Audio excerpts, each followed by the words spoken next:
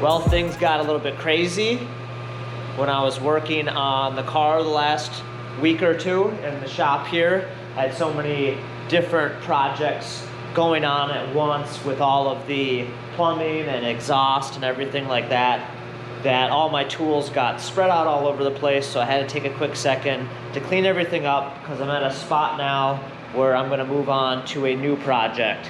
So I have the vast majority of all of the plumbing on the exterior of the car complete now. I have to finalize the clutch supply and clutch bleeder line, but I'll have to order a few parts for that since it's dash 4 line, and all the brake parts is dash 3. So I got that stuff coming, so I'll be able to finish that up. But the next step that I'm going to be working on here is the interior side of things. So what I'm going to do right now is I'm going to pull the dash out of storage on my shelf over there. And I think I'm going to strip the gauges and a few other things out of it, so there's not all these wires and cables and stuff hanging out on the back side. And I'm going to get the dash mounted in the car. I got the e-brake, the factory parking brake, mounted up here because I want to adapt this to the S10 rear end eventually. So I have this installed just so I know where it is and it doesn't conflict with anything that I have going on. Once I get the dash mounted in, I'm going to grab the steering column and get that fit up to the dash and have a look at that, because I'm going to modify that steering column with a column saver kit to go from the factory column to a 3/4 inch steering shaft. Once I get that done, I'll be locating the place in the firewall for the flange bearing for the 3/4 inch shaft to pass through, and we'll get that done. And between the mount on the bottom of the dash and the firewall flange bearing, that should keep the steering column plenty secure.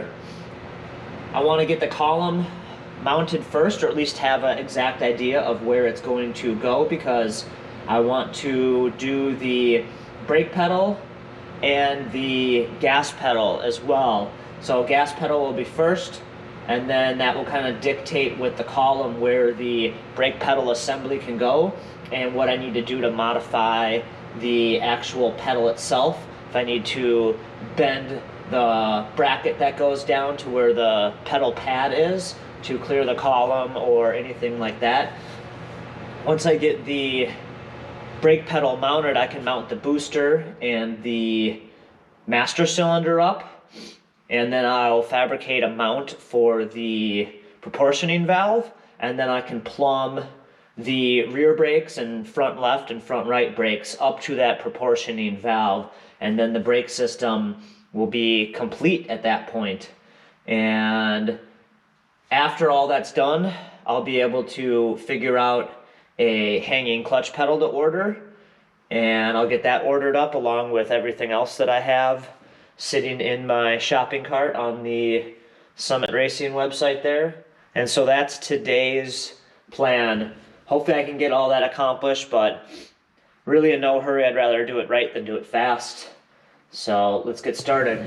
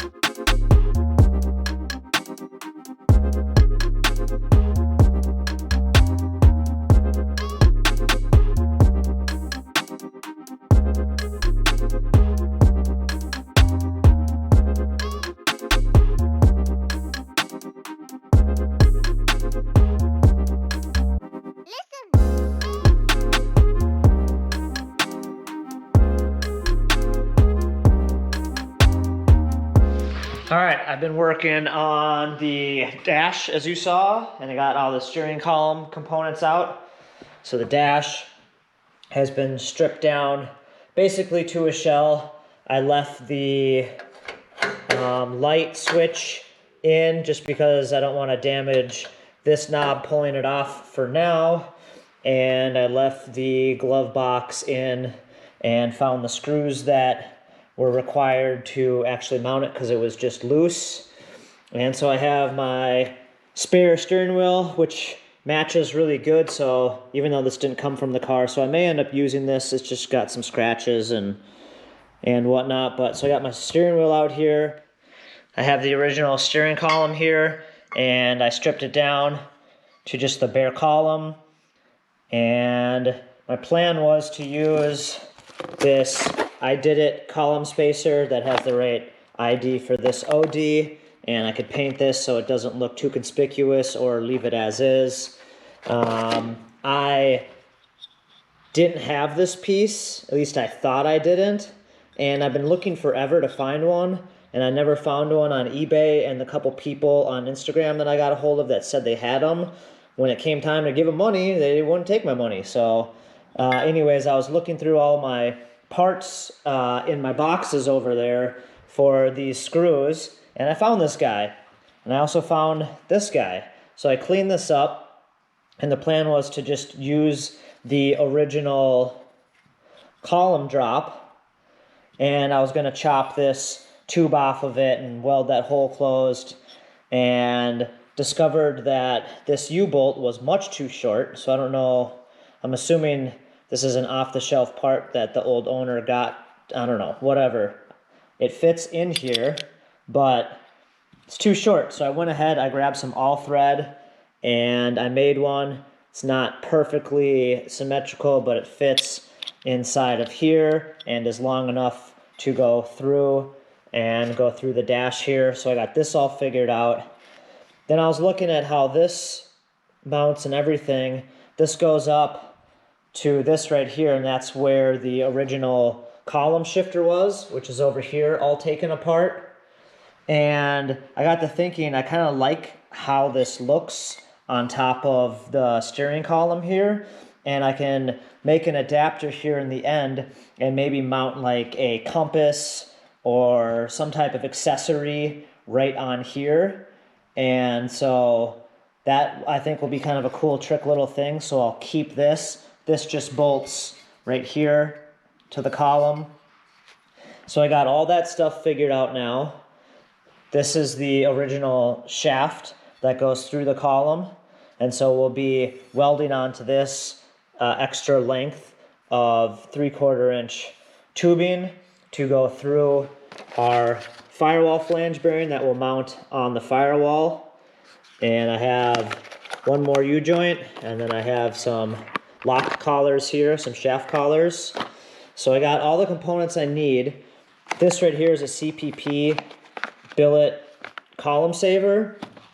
And so this allows you to easily adapt an old school column that used to come straight to a steering box to a steering shaft that goes to a rack and pinion now. So this goes on the end here. It has bearings in here and similar things to these locking collars that lock the shaft in at the base and provide a nice smooth action. Now this right here is a flange bearing for the front of the steering column. You can see this has a brass insert here, and there's actually a wire soldered to it, and that wire comes all the way back to right there, and that's what the horn uses for its wire. So this piece of brass here contacts this part on the back of the steering wheel, and then when you press the horn button, you basically ground this to the steering column, and the horn goes off. And so the problem is the bearing that used to go in here I have, but about half of the balls are missing from the ball bearing, and it's just got tons of slop, and I haven't been able to find another column or that bearing or anything like that on eBay, and any of the people I've contacted to flaked out on me on that stuff too. So I got this flange bearing here, if I can open this up, and it has the right ID.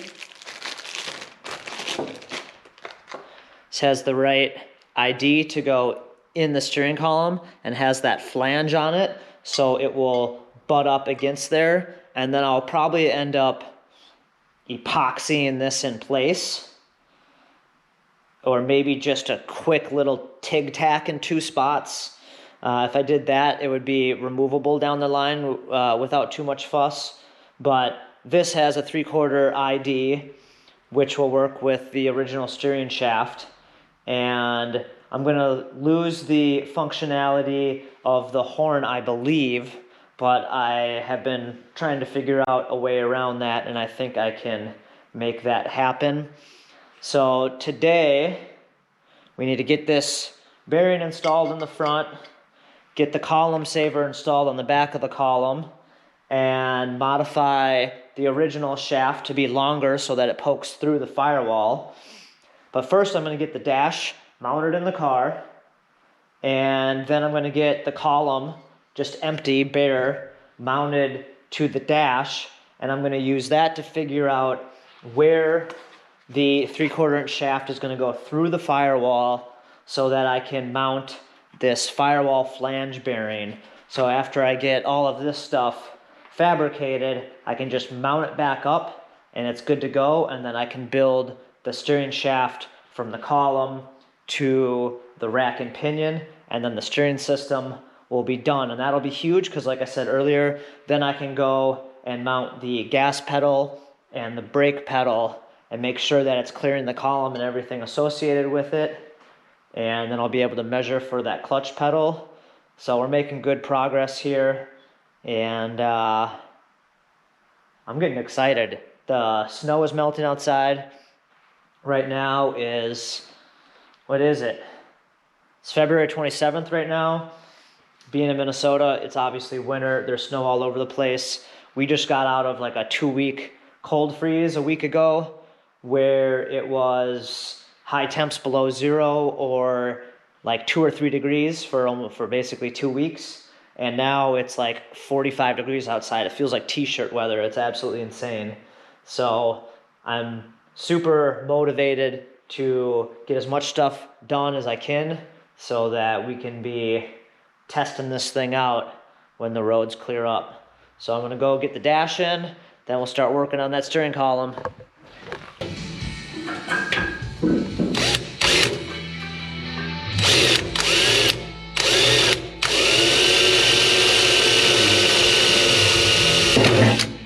So you don't have that sloppiness of an OEM automatic transmission. Now to do this, I have to drain all the fluid out, take the pan off, and remove this, which is the valve body.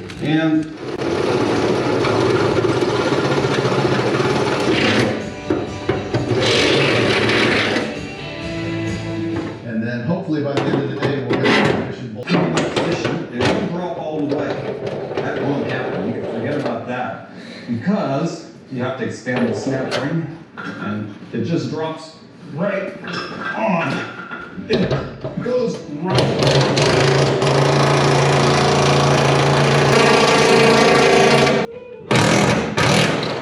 Transmission with the shift kit and everything. Could you do that again? I missed the shot. No.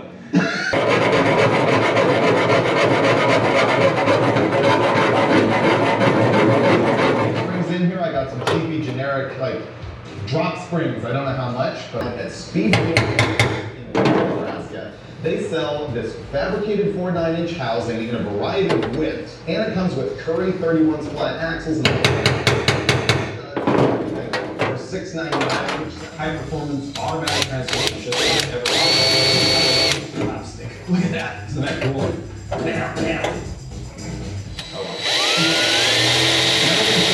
Any kind of a universal. These are US mags. You think they're the U111.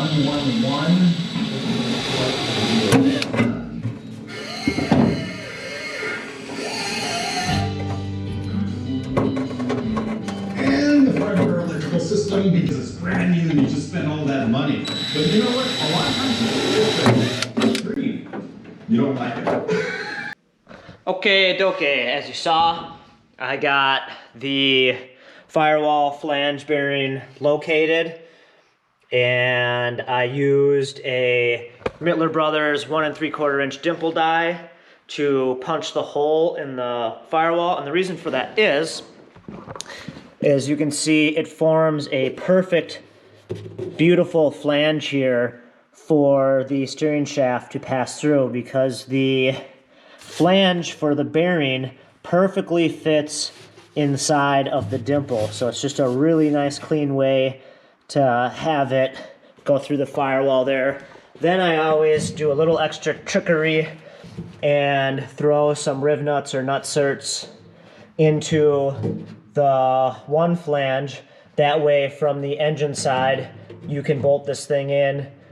You don't have a loose nut and you don't have to have two pairs of hands or whatever.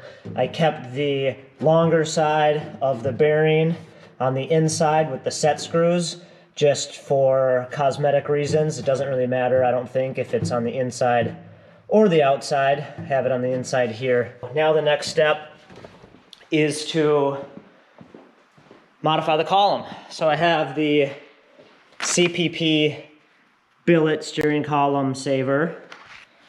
Comes with really nice instructions, so I'm not going to do a how-to tutorial or anything like that, but I just wanted to show it to you guys. It's this nice aluminum bushing here with a bronze bushing inserted into it, and then on each side of this piece you have some thrust bearings with washers between them, and then you have lock collars. And on this side, the lock collar gets recessed in there so that it's a nice flat surface. And then on this side, you have your washers, then your lock collar. And what this does is it provides steering shaft support for the original factory column that used to go and connect to a steering box. Now you want a shaft out of it to connect to a modern rack and pinion. And so this provides support via the bushing for a 3/4 inch shaft, but it also locks that shaft in place, because otherwise, even if you had a bearing on this side and a bearing on that side, the shaft would be able to move throughout there, and you obviously wouldn't want to lock collar on this side because the steering wheel butts up against this end of the steering column, as we saw. And so this way you can have the two locks, so the steering shaft can't go out that way and it can't go back that way, and provides all the support. So say you want this steering column to remain the exact same length, you would just trim off that much of the steering column, because this slips inside of the steering column. Once you slip it inside and you have it set to length, then you drill a hole in the column for this screw to go through, and that locks that to the column. And so I'm going to get working on that right now. I actually have to shorten the column because as it is right now, it is perfectly flush against the firewall, but we have the flange bearing thickness and then the thickness of this that we have to account for. So I'll be cutting the steering column back the appropriate distance, then installing the column saver, and then we can get the column in the car and start modifying the shaft. All right, pardon this mess. I have the steering column ready to go back together now. I got the CPP column saver installed. I extended the shaft because the original one wasn't long enough. And this way we have a spline on the end, so I can have a splined U-joint on the other side of the firewall flange bearing, so that I can take the column out as one unit and the steering shaft as another. And you can see with the thrust bearings here, the column saver has some real nice action on it. And I did another trick thing that I'll show you here. This is the original horn wire, and it used to come all the way through the column. out the back and presumably connect up to all the linkage. Now it has nowhere to go because of the column saver and everything else that's going around. So I drilled a hole here between the mounts of the old column shifter, and then I drilled a hole that matches there. So what I'm going to do is feed the horn wire, which is soldered to the brass or copper liner right here, up through here and out the back, and this is the column clamp. So the dash is right here, so that wire will come out, it'll be nice and hidden, and I'll be able to connect this to the horn relay. So now I just have to put the shaft assembly back in the original column, and then I can connect up the clamp assembly and the steering wheel and get everything installed and fit back in the car. I have a U-joint here, but it's a slip, and now I'm going to be doing the 32 spline, so I'll need to order a U-joint. I'll just add that to the huge order I'm going to do with the clutch pedal and everything else that I have coming, a battery and everything else. And so I won't be able to finish the entire steering system until that comes next week, but that's fine. Plenty of other stuff to do. So I'm going to get this column together, and then we'll get it in the car.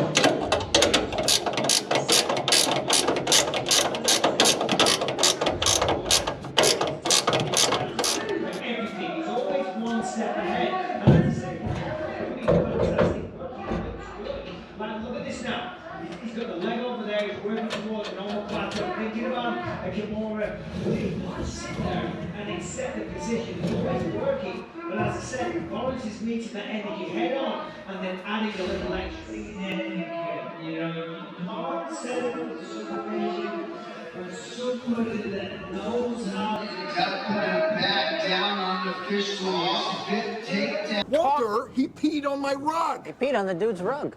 Donnie, you're out of your element.